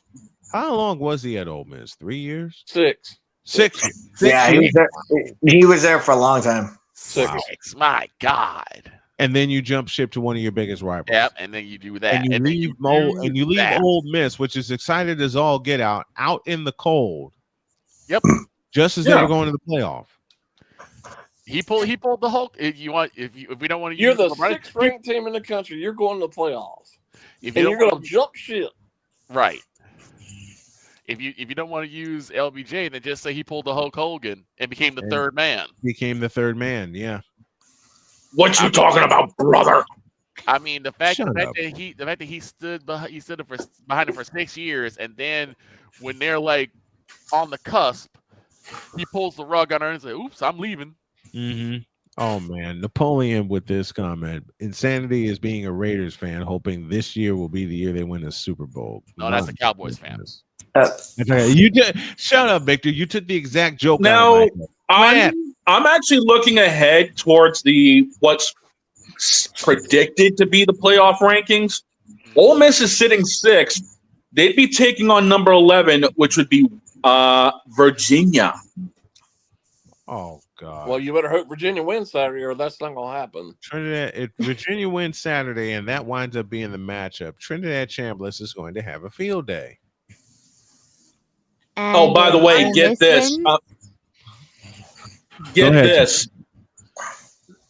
Get this for the 5-12. Get this for the 5-12 matchup. Oregon Tulane. Blowout. And Tulane will not have their coach either. Nope. He's gone too. Dear Greywigs, what are we doing? You know what? Give me this button here. And that's if BYU doesn't win the Big 12 championship. Right. Yeah. You know why all that? You know what? I got something that'll make Jen laugh. You know why all this is possible?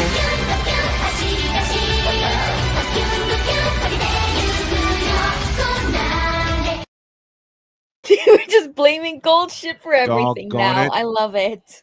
Doggone it! If we can blame Lamar Jackson for everything, which we jokingly have done, if we can blame Aaron Rodgers for everything, which we jokingly have done also, then doggone it, I can blame Gold Ship for this mess. well, the difference between that is anything but training with Gold Ship. Well, I'll put it this way: in the case between Cincinnati and Baltimore, it was Lamar Jackson's fault. Yeah, it was.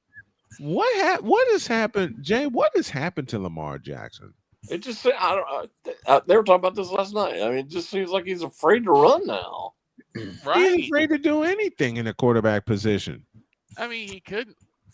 When you make Joe Burrow like Drew Brees. I'm telling you guys, it's not out of the realm of possibility that Cincinnati could come back and win that division. It's not. No, it's not. Because that's a sad thing. Pittsburgh's on a decline. You have Cleveland and Baltimore. The 4-8 Bengals could win that division. And it's not also out of the realm of possibility that the 49ers can come back and snatch the West. No. I mean, it's also possible that the Cowboys could win the East. Oh yeah, it's a possibility. The possibilities are crazy, and I didn't think that was even possible. To go back to a subject we were talking about a few moments ago, the 49ers should have been dead, gone, and buried. And it's also extremely. This is not even possible. This is the Vikings made a huge mistake by the quarterback decision they made in the offseason. Yep, they did. Yep. Yes, they did. That was an embarrassment yesterday. Well, what could be what could be funny is, and we just talked about this. If the NFL played by the same rules college football does, the Dallas Cowboys would win the NFC East. Yes. Yeah. Oh yes, yeah. Because they have the best record in the division. Yep. And if that's the case, how about the Jacksonville Jaguars? Have the game up on Indianapolis in the division because Indy lost their first game in division yesterday. Yeah, they did. We're going from being one of the worst divisions to now it's been quite competitive, other than the sorry Tennessee Titans. Oh my gosh! I mean, look, they've always said they buns. They're booty. Yeah, even they are.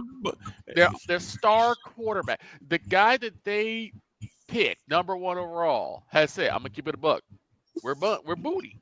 We're terrible. The Tennessee Titans are straight up booty. They really are. They're really terrible. Are. Oh gosh! And they fail on every single level. Every single level. Well, hold up. Before we get out of here, I want to address this one. Who do you guys think will win the Heisman? I think it's going to be whoever walks away on Saturday. Whoever walks out of Indianapolis. Whoever wins the Big Ten title will be the Heisman Trophy winner. So it's either going to be it'll either be Mendoza or it'll be Jeremiah. We're saying. Yep. Or Julian.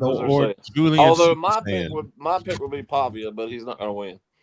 Yeah, Pavia was buried as a Heisman contender a long time ago by no fault of his own.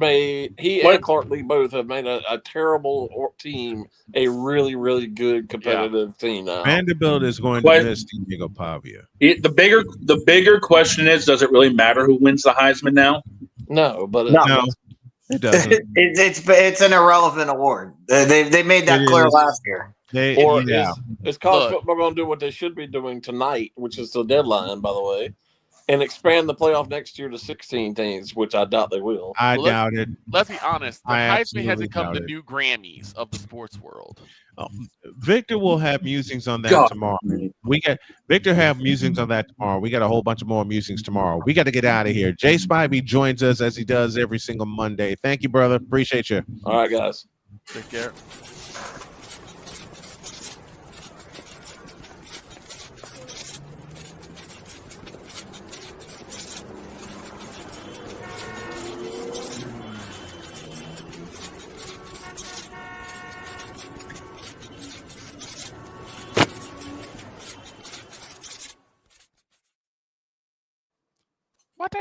What'd I say? Shut up. Yes, ma'am. Have a great day. God bless. Remember to make your next move your best move. And always remember, if your dreams don't scare you, they are simply not big enough. Dream big, do bigger. We are, and we hope you all are too. And hopefully tomorrow, I'll be back on the play-by-play live stream tour. Out. See you tomorrow.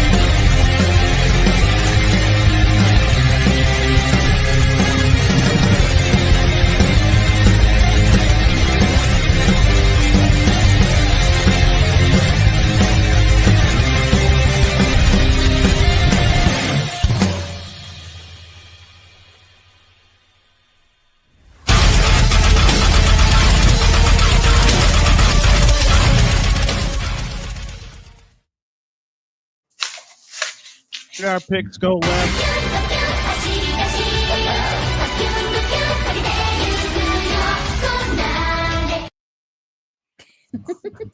Adios, pelota. See you tomorrow. See ya.